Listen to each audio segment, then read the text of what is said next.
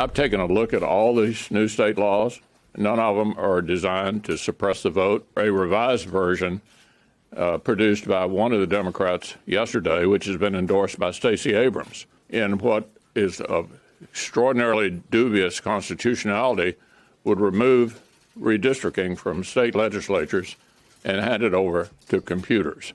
Equally unacceptable, totally inappropriate. All Republicans, I think, will oppose that as well. That was Mitch McConnell, also in an alternate reality, and slapping Senator Joe Manchin across the face. Republicans were very quick to come out against Manchin's offer after Stacey Abrams endorsed the plan. With Manchin's support, Democratic leader Chuck Schumer will bring the bill, the For the People Act, to the floor next Tuesday. But with McConnell's vow to block it, where do Manchin and the Democrats go? I want to bring in my friend and former Democratic colleague, former Senator Doug Jones of Alabama. He also served as U.S. Attorney in Alabama. Doug, it is really great to see you. Thank you for joining me today. Thank you, Claire. It's great to see you. It's always good to get this team back together. There you go. So as a Democrat from a red state, you know, you and I could wander off and complain and talk about the state of politics forever because we get it, how hard it is to be a Democrat from a red state.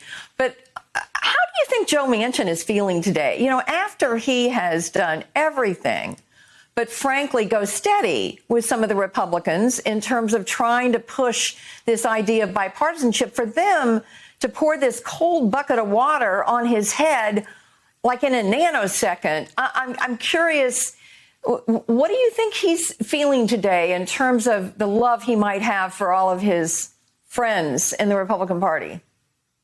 I think he's incredibly frustrated. You know Joe, and I know Joe, and you know that he's been sincere in wanting to do this from the very beginning, just like the president has been sincere in wanting to do this.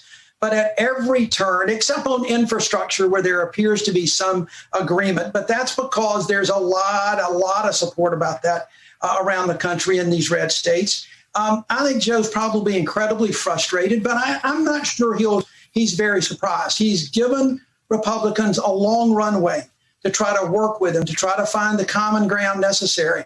The one thing, Claire, that I'm not sure that Joe or any of the Democrats have talked about enough, and that is that, you know, if there is this belief in the country that there was massive fraud in November, that the way to correct that is through uniform standards, the very standards that Joe Manchin is putting on in this bill.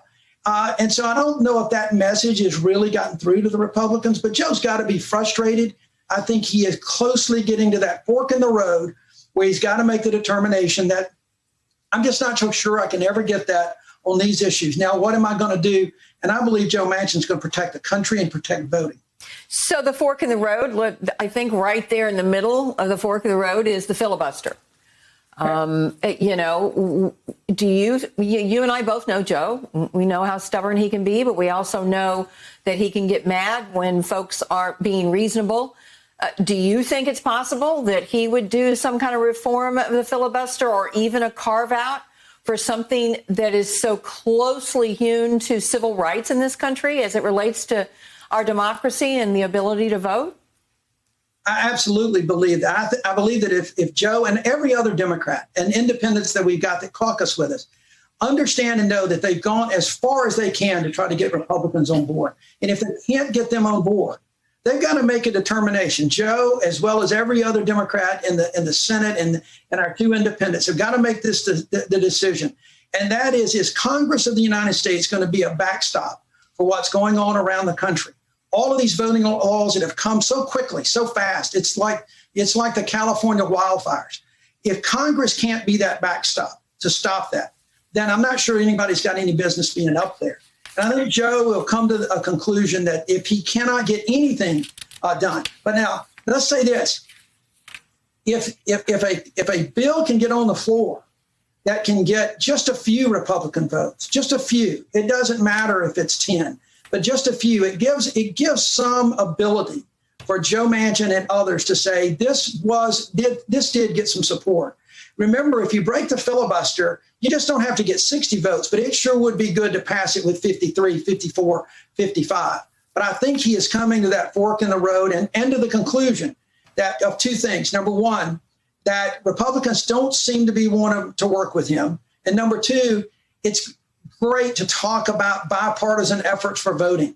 Everybody agrees with that. It would be the best of all worlds to get bipartisan legislation. But that's not happening around the country.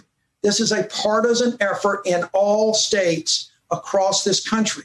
There is no bipartisanship to it. And I think Joe's coming to realize that as well, which is why he has come up with this proposal and is giving the Republicans a shot to say, work with me and we can work together to pare this down and get something done for the American people. Senator Jones, Al Sharpton, good to see you again. Let me ask you this. When you look at what Senator Manchin was proposing, and he's been doing a lot of behind-the-scenes thing, talking to civil rights leaders, I've been included in that, talking to Republicans. And when he finally came out with the actual recommendations, which are no way, one way or another, many progressives, including me, may disagree with some of the points. What do you think his motive was to lay out his recommendations? What do you think he thought would happen? And when McConnell just vetoed it before anyone, even on the progressive side, could say, no, this is not completely what we want, he just vetoed it or just lambasted it as soon as Stacey gave them room that, you know, I'm all right with this, but clearly a lot of us wouldn't have been. What do you think Manchin's motive was, and what do you think about actually what he proposed? Well, it's a couple of things there, Reverend Sharpton. It's good to see you as well. First of all, let's back up just a second because, you know, Republicans and Mitch McConnell and Senator Blunt and others are using the Stacey Abrams endorsement. What Stacey really said is that she could be for something. If it passes the Senate of the United States, she could get behind it. So I think that that's a real important distinction. I really think Joe this is a good faith effort to try to see if there are areas of agreement that can be reached on voting rights, to set these uniform standards, to do the things that are necessary to give everybody the confidence that the votes are free, fair, and without fraud, and that people have access to the ballot box. I think this was a really good faith effort. I don't think he believed, just like every senator that ever introduces a concept like that, believes that it's going to be that way or none without some modification. What it was is a good faith effort to and an olive branch to Republicans saying, I hear you on a lot of things about H.R. 1. Let's focus on this. Talk to me a little bit, and let's see what we can find some agreements on, because I believe that we can get a bill done. I've said that too, by the way, for a long time.